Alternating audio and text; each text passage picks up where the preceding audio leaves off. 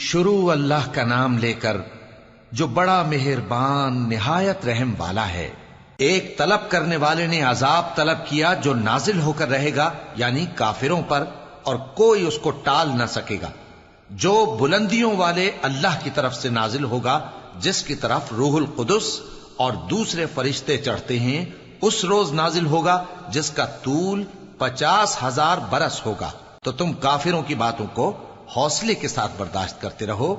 لوگ اس دن کو دور سمجھتے ہیں، جبکہ ہماری نظر میں وہ قریب ہے۔ جس دن آسمان ایسا ہو جائے گا جیسے پگھلا ہوا تانبا، اور پہاڑ ایسے جیسے رنگین اون، اور کوئی دوست کسی دوست کو نہ پوچھے گا، حالانکہ ایک دوسرے کو سامنے دیکھ رہے ہوں گے۔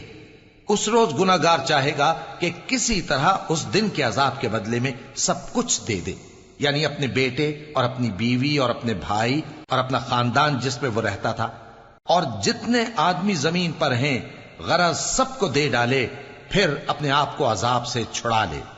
لیکن ایسا ہرگز نہیں ہوگا۔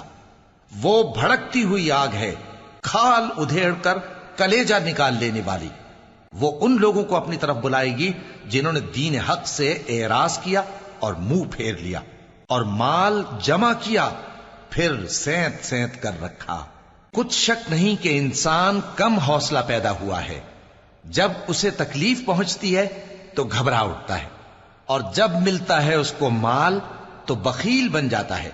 مگر نماز ادا کرنے والے جو نماز کا التزام رکھتے اور ہمیشہ پڑھتے ہیں، اور جن کے مال میں حصہ مقرر ہے، یعنی مانگنے والے کا اور نہ مانگنے والے کا، اور جو روز جزا کو سچ سمجھتے ہیں، اور جو اپنے پروردگار کے عذاب سے خوف رکھتے ہیں، بے شک ان کے پروردگار کا عذاب ہے ہی ایسا کہ اس سے بے خوف نہ ہوا جائے۔ اور جو اپنی شرمگاہوں کی حفاظت کرتے ہیں مگر اپنی بیویوں یا باندیوں سے کہ ان کے پاس جانے میں انہیں کچھ ملامت نہیں، اور جو لوگ ان کے سوا اور طریقے ڈھونڈیں تو وہ حد سے نکل جانے والے ہیں، اور جو اپنی امانتوں اور اپنے عہد و پیمان کا پاس کرتے ہیں، اور جو اپنی گواہیوں پر قائم رہتے ہیں، اور جو اپنی نماز کی پابندی کرتے ہیں، یہی لوگ جنتوں میں عزت و اکرام سے ہوں گے۔ تو اے نبی، ان کافروں کو کیا ہوا ہے کہ تمہاری طرف دوڑے چلے آتے ہیں، دائیں اور بائیں سے گروہ گروہ ہو کر جمع ہوتے جاتے ہیں؟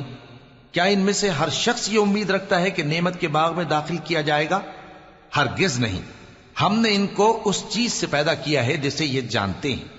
پس مشرقوں اور مغربوں کے مالک کی قسم کہ ہم طاقت رکھتے ہیں، یعنی اس بات پر کہ ان سے بہتر لوگ بدل لائیں، اور ہم عاجز نہیں ہیں۔